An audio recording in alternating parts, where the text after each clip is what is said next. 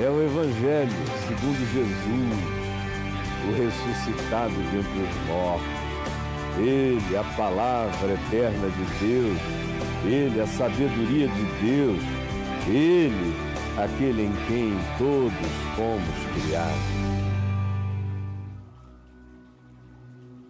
Eu vou ler para nós hoje, aqui no Evangelho de Mateus, no capítulo 22, e do verso 23 em diante, que começa dizendo, naquele dia. É porque aquele dia tinha sido longo. E começou aqui com Jesus contando algo que deixava os religiosos de fora do reino de Deus. Isso gerou uma polêmica enorme. Está no capítulo 22, do verso 1 ao verso 14. É esse pessoal que não dá ouvidos de modo algum à palavra de Deus, acerca de quem Jesus diz que as consequências na existência são as maiores e as mais pesadas, porque eles sabiam, eles nunca não souberam, eles sabiam, eles só não quiseram. Nesse dia, eles discutiram sobre uma questão muito controversa. Impostos, taxas, pagamentos, se era direito pagar o imposto ao déspota, ao tirano, ao Kaiser, ao César, ou não. Isso tudo com grupos políticos, que os fariseus representavam um grupo político dos mais poderosos e radicais de extrema-direita dos costumes religiosos em Israel. Eram os fariseus, o pessoal que advogava os costumes como vontade de Deus. E você também está diante de outros grupos, todos religiosos, todos com suas questões. E agora, mais um grupo religioso que é o grupo dos saduceus. Para quem tiver o desejo de entender melhor esses grupos políticos dos dias de Jesus, desse ambiente das questões que eu chamo de perguntas cretinas e respostas divinas, parte 1, que é o livro 5 do Caminho do Discípulo, quem quiser entender melhor esses grupos partidários e o que eles representam nas suas intenções subjacentes em cada abordagem que eles fazem de Jesus, eu recomendo, portanto, esse meu livro. Aqui não é a hora, aqui não é o caso, aqui eu só quero pensar na simplicidade da mensagem do Evangelho de maneira completamente objetiva e no que ela tem a dizer, mesmo para quem não sabe nada sobre esses transfundos de natureza histórica. Mas olha só o que se diz aqui. Naquele mesmo dia, aproximando-se dele, de Jesus, alguns saduceus, que eram pessoas da classe sacerdotal, quase todas elas, muitas delas tinham assento no Senado, no Sinédrio, na Knesset dos judeus, eram pessoas inteligentes, eram sacerdotes, portanto, liam, escreviam, tinham acesso à cultura, à informação, e faziam parte de um partido político. Um partido político não tanto dos costumes, como era o dos fariseus, que era um partido como esses religiosos que a gente tem na sua maioria entre nós. Hipervalorizando costumes, como Jesus disse, engolindo mosquitos e coando camelos. Esses aqui não são tão vinculados aos costumes, aos moralismos, às expressões, às aparências, às fanfarrices da piedade. Os reis do exemplo. Não. Esses aqui são do templo. Eles são mais liberais nos costumes, em alguns aspectos, do que os fariseus. Eles se permitem, porque são da classe levítica, eles também acham que eles têm mais direitos religiosos, porque eles são alimentados pelo que o povo leva ao templo como sacrifício. Então, quanto mais sacrifício o povo faça de carnes, de oferendas, hoje em dia de dinheiro, mas é sacrifício, mais eles ficam ricos, mais sobra para eles. Então, por causa disso, eles se permitem mais. Eles acham que os privilégios deles são superiores. Eles são aqueles que, em geral, são alimentados pelo dízimo dos outros. Eles se sentem numa categoria de elite. Ao mesmo tempo, são as pessoas que menos fé têm num Deus que intervém. Eles se tornaram deístas, ou seja, aqueles que creem que Deus existe, mas não intervém na história, não intervém na vida. Eles praticavam uma religião estética, de ritos, de aparências, de incensos, cheiros, badalos e perfumes, de grandes báculos, de cetros, de tronos, de templo, de glória visível da religião. Eles são os curadores do museu de Deus, do templo.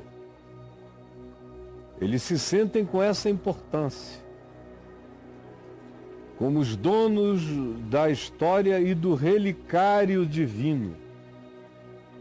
Eles são os praticantes dos ritos que embevecem, encantam e encharmam o coração dos indivíduos acerca de quem seja Deus, mas eles mesmos não creem que Deus se manifeste em nada.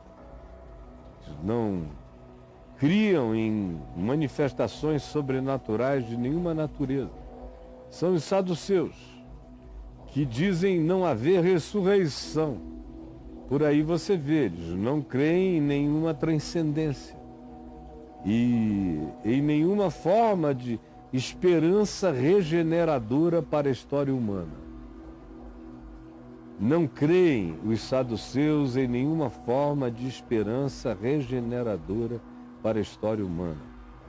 E são esses que lhe perguntam a Jesus: Mestre, Moisés disse, se alguém morrer não tendo filhos, seu irmão casará com a viúva e suscitará descendência ao falecido. Isso foi o que Moisés diz, isso você encontra na lei, Deuteronômio 25:5, é onde você encontra essa convicção, essa certeza sobre o que Moisés tinha dito num caso tão inusitado quanto esse, de uma mulher que casa e o marido morre, o irmão vem e a emprenha para que o irmão que morreu tenha a sua descendência suscitado, o seu nome guardado e avançado na cronologia da história judaica.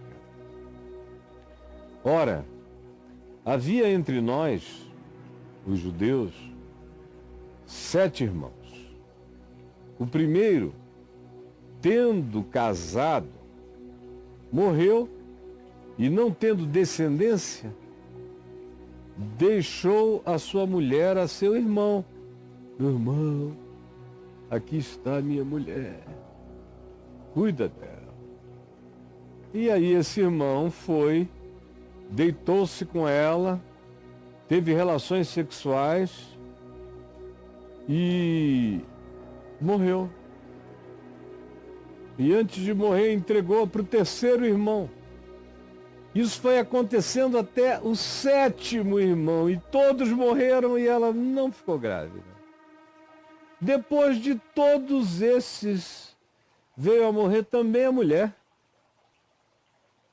Bom, vocês dizem que existe ressurreição, vida eterna, céu.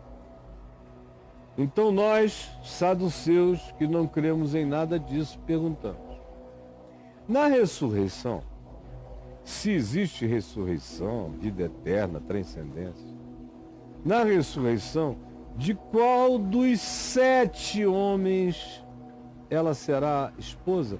Porque todos a desposaram, ela foi mulher dos 7.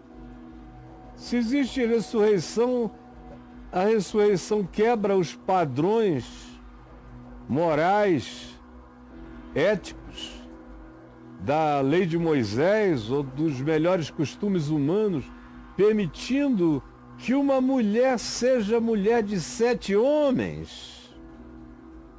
Essa ressurreição piora e degrada ainda mais os conceitos e valores, tanto de fariseus quanto de saduceus. Porque se a ressurreição existe, um caso como esse também acontece. Neste sentido é que eu pergunto: essa ressurreição piora as relações humanas? Se existe ressurreição, ela será a mulher dos 7 ou de qual deles será? Sendo que todos pegaram ela.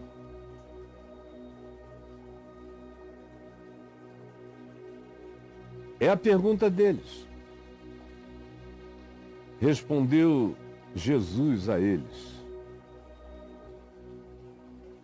errais, não conhecendo nem as Escrituras, nem o poder de Deus. Isso aqui tinha que fazer parte de um cenário de comédia. Vê os caras e contam essa história e ficam assim, esperando. Jesus, encurralamos Jesus. Pegamos. Se ele disser dos 7, se ele está instituindo ressurreição surubenta, ressurreição como suruba, ressurreição como homenagem a 7A. Piora tudo. O que é que ele vai dizer? Ele vai negar que isso aqui existiu? Se a ressurreição é o que? Uma ressurreição desmemoriada? Se é uma ressurreição desmemoriada, que valor ela tem como ressurreição? Porque o indivíduo não saberia da sua redenção. Ele sofreria de uma amnésia, uma ressurreição como demência eterna. E eles supuseram, qualquer que fosse a resposta de Jesus, encurralaria Jesus.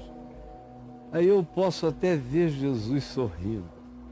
Porque isso não é para a gente responder sério. Errais, não conhecendo nem as Escrituras, nem o poder de Deus. Como se fosse um Jesus da religião. O Jesus dos Evangelhos quase certamente respondeu isso sorrindo. Olhou para todos eles como quem diz: ô meninos, menino, errais, não conhecendo nem as Escrituras, nem o poder de Deus. Vocês criaram essa cenografia que nem Hollywood inventou, achando que iam me colocar numa esquina indefensável, acuado. Eu não preciso me defender de nada de vocês, eu só preciso dizer a verdade. E a primeira coisa que eu digo a vocês é que vocês não sabem nada de nada. Vocês erram não conhecendo nem as Escrituras. Não conhecem as Escrituras. Se vocês conhecessem as Escrituras, vocês não teriam esse dilema. As Escrituras claramente nos indicam que qualquer que seja a vida depois da morte, ela muda completamente de natureza. Assim como aqueles anjos que vieram dezenas de vezes, centenas de vezes ao encontro de personagens narrados na Escritura, e eles comem, eles bebem e eles desaparecem. Eles não se afetuam do ponto de vista de nenhuma necessidade de continuidade em relação ao ambiente do espaço-tempo. Eles entram, eles saem. E os que quiseram entrar, como se diz Gênesis, no capítulo 6, do verso 1 em diante, que são aqueles Benai Elohim, os filhos de Deus, anjos, criaturas alienígenas que viram as filhas dos homens e desejaram e quiseram fazer um experimento de cópula e queriam saber como seria eles, com a natureza deles, hibridizados com as filhas dos homens, e fizeram todo o esforço para se manifestarem de maneira a carregarem uma fisicalidade pronta para cópula ou para o experimento da mistura entre eles e nós, de onde procederam os seres superiores do passado, de acordo com o livro de Gênesis, de acordo com a mitologia grega, de acordo com a mitologia celta, de acordo com todas as mitologias universais, tanto do Oriente quanto do Ocidente, todas atestam que num dado momento, alguns milhares de anos atrás, apareceram criaturas diferentes no planeta, acerca de quem Flávio Joséfos, historiador judeu, escrevendo para ensinar o significado da religião dos judeus para os gregos e os romanos, depois do ano 70 da nossa era, da era em vigência, disse nas Antiguidades, no texto chamado As Antiguidades, disse: quanto aos gigantes e semideuses da cultura de vocês, eles nada mais são do que o eco, o reflexo do que aconteceu entre os Benai Elohim e as filhas dos homens, produzindo os Nefilim, segundo a narrativa de Gênesis. E aí ele faz a narrativa de novo, falando aos gregos e aos romanos. Todas as culturas da Terra carregam isso. Uma coisa, todavia, é patente: fora esse incidente de tentativa de hibridização, em todos os demais textos bíblicos, esses entes não são entes da nossa dimensão. Eles entram e eles saem, eles entram e eles saem. Eles são chamados anjos porque são mensageiros. Anjo significa o que leva a mensagem, o mensageiro. Só isso. O carteiro de Deus, o mensageiro. E nenhum deles quis ficar com ninguém, nem morar em casa alguma. Não é como no filme A Cidade dos Anjos, onde o anjo, Nicolas Cage, se apaixona por uma médica, Meg Ryan, e não quer mais voltar. Isso aí parece mais com Gênesis 6, só que uma poesia linda. Não, Jesus disse: se vocês conhecessem as Escrituras, vocês iriam saber que nesta outra dimensão para onde se vai, as pessoas também adquirem uma nova natureza. Eles não são mais mamíferos. Eles não têm mais a necessidade da reprodução. Eles não são mais seres fazendo parte do processo de evolução, de manutenção da espécie pela via da cópula, do sexo, da transanimal, da continuidade da vida, porque se vive uma existência mortal.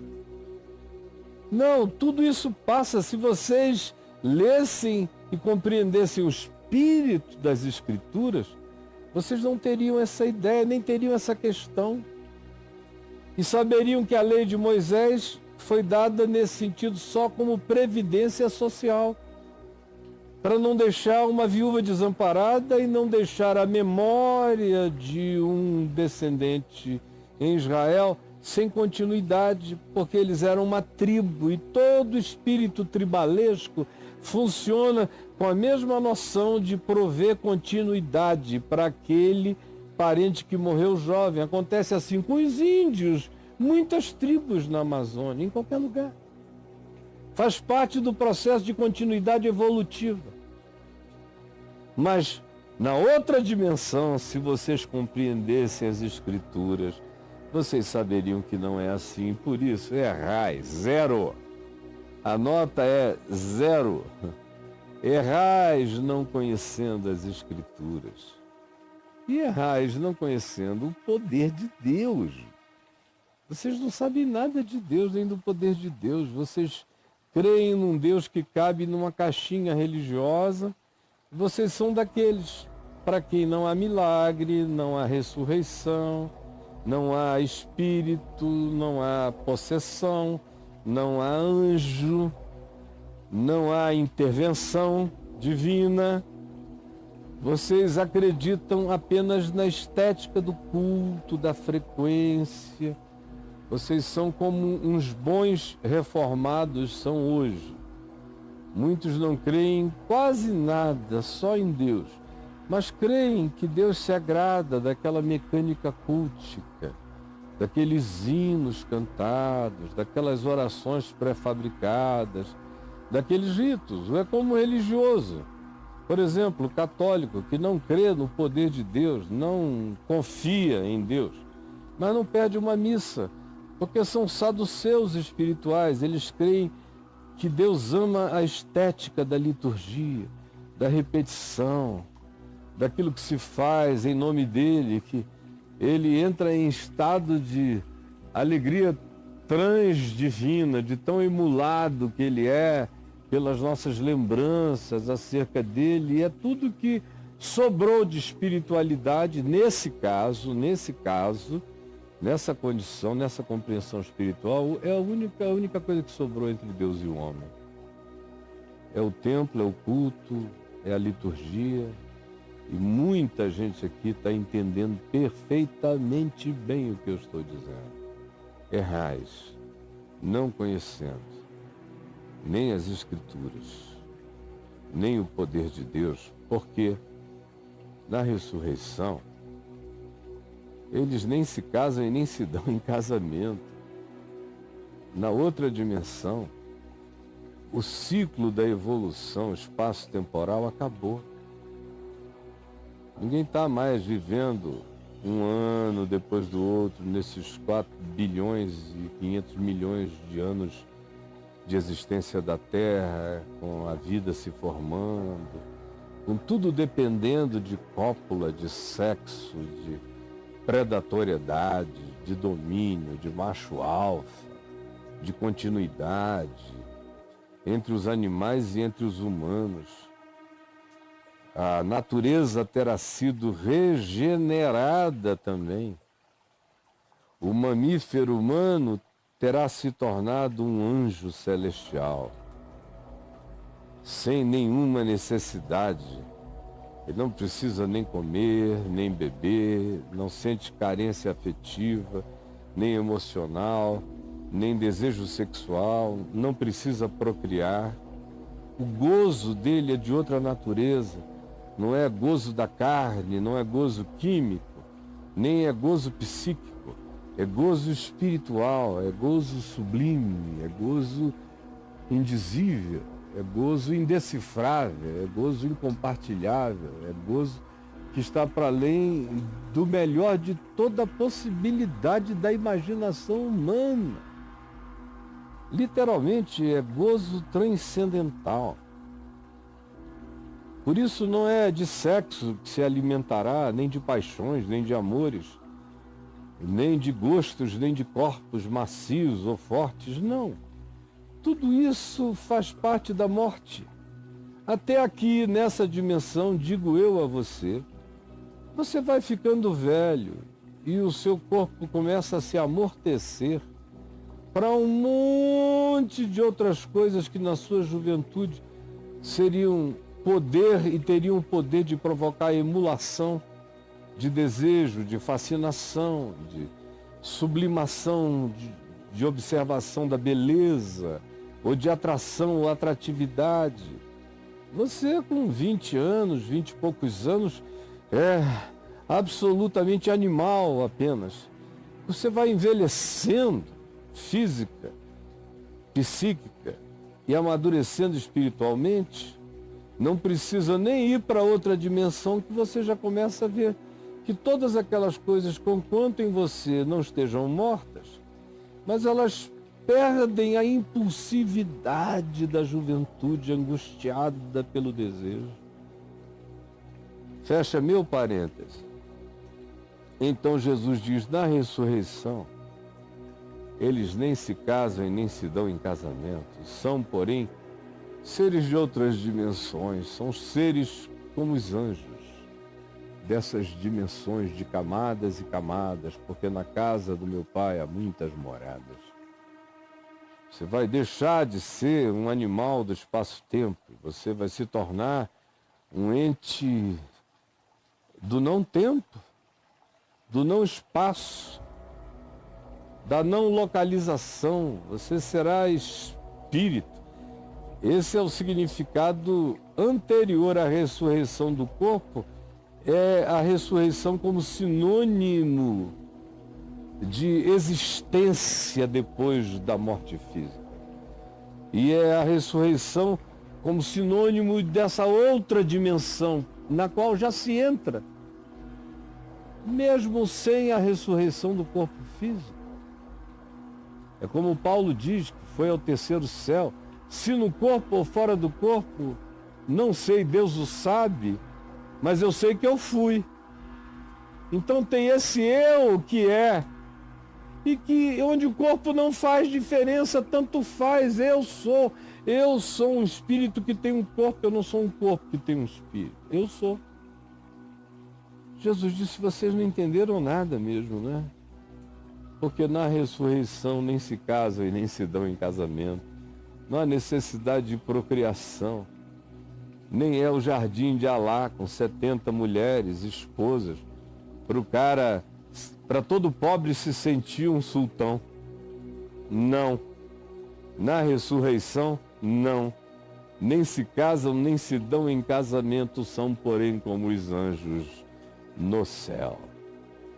E quanto à ressurreição, se existe vida depois da morte, outra vez aqui, ressurreição é sinônimo de vida depois da morte, de vida para além do espaço-tempo.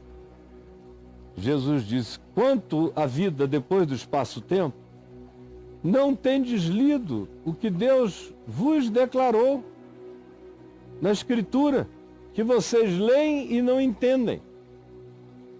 Lá na Escritura ele diz, e repete tantas vezes, a mesma frase, a mesma autoapresentação. Eu sou o Deus de Abraão, eu sou o Deus de Isaac, eu sou o Deus de Jacó. Nunca lestes isso? Nunca ouvistes que ele disse eu sou, não que eu era? E também não prestastes atenção que ele disse eu sou o Deus de Abraão, o Deus de Isaac, o Deus de Jacó, estando todos mortos, Abraão, Isaac e Jacó, e ele continuava a ser o Deus deles, e eles continuavam a ser nele. Vocês não prestaram atenção que o tempo verbal aplicado aos que já morreram é tempo verbal presente, significando que para Deus, Abraão, Isaac e Jacó, eles, nós e toda a gente continuam vivos. Porque ele não é Deus de mortos. Ele não é Deus de mortos. A morte é um fenômeno aqui da evolução do corpo, da existência mamífera do espaço-tempo. E a gente morre. Mas nós não somos só o que morre e fica e vai e volta ao pó da terra. Nós somos aquilo que volta a Deus que o deu. Deus que o deu, aquele que soprou em mim o seu fôlego de vida, recolhe de mim a sua vida para si mesmo. Aquele que soprou em mim o seu sopro de vida, recolhe de mim a sua vida em mim para si mesmo. Eu sou. Eu não fui, não serei, eu sou. Passado, presente, futuro. Eu sou de quem já não é na história e sou de quem ainda não nasceu na história. Eu sou, tudo que já foi é em mim. E tudo que ainda não apareceu na história já é em mim. Eu sou o que sou. Esse é o Deus que não existe. Abraão existe, Isaac existe, Jacó existe. Deus é. Abraão existe em Deus, Jacó existe em Deus, Isaac existe em Deus, mas Deus não existe para constatação de ninguém. Deus é. E eu me relaciono com Ele exclusivamente pela fé. Porque como poderia eu me relacionar com quem não existe para ser estudável? Como poderia eu me relacionar com alguém que não está disponível para ser objeto de pesquisa, de trabalho? Como poderia eu me relacionar com o que não existe, que apenas é, e que tudo que existe nele existe, sendo que eu sou só um existente? Como eu que sou só um ente existente vou me relacionar com aquele que é sem existir? A não ser pela fé. É só a fé que alcança o que não existe. Porém, errais, não conhecendo as Escrituras nem o poder de Deus. Porque na outra dimensão, ninguém se casa, ninguém se dá em casamento. São todos como anjos, seres elevados de uma outra natureza, de uma outra energia. E quanto à existência, ao modo de existir na ressurreição, nessa outra dimensão, para além dos mortos, não tendes lido o que Deus vos disse na Escritura, na Torá? Eu sou o Deus de Abraão, o Deus de Isaac, o Deus de Jacó. Ele não é Deus de mortos, e sim de vivos. Ouvindo isto, as multidões se maravilhavam da sua palavra, da sua sabedoria, da sua autoridade. Entretanto, os fariseus, os reis do exemplo, os religiosos dos costumes, sabendo que Jesus fizera os saduceus, que eram considerados os mais filosóficos de todos, calarem-se e não terem o que dizer, reuniram-se em conselho para ver o que eles fariam,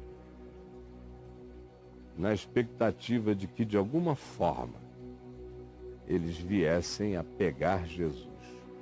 Como tentaram e não conseguiram pegá-lo por lógica, raciocínio, manobra, arapuca, método, esquema e argúcias diversas, astúcias malignas, como não conseguiram pará-lo com nenhuma das suas intimidações, como não conseguiram vencê-lo enquanto ele levantava dos mortos os que tinham morrido para esse mundo, decidiram então matá-lo. Jesus, nós sabemos que a história é a mesma, que ela se repete todo dia. E nós estamos aqui para que nós sejamos instrumentos da repetição da tua mensagem, da tua palavra, do teu ensino e da tua verdade. Eu não quero nenhuma outra revelação senão a revelação que vem do Evangelho, do ensino de Jesus. Na minha mente iluminada pelo Espírito Santo, na minha boca, de onde procede uma palavra de vida, de esperança, de unção, de ressurreição. Permite que isso esteja acontecendo agora e que seja incontrolável o constrangimento, o apelo do Espírito Santo no coração de cada um desses que estão me vendo e ouvindo. É o que eu te rogo agora e eu sei o que já aconteceu. Em teu nome, Jesus. Amém.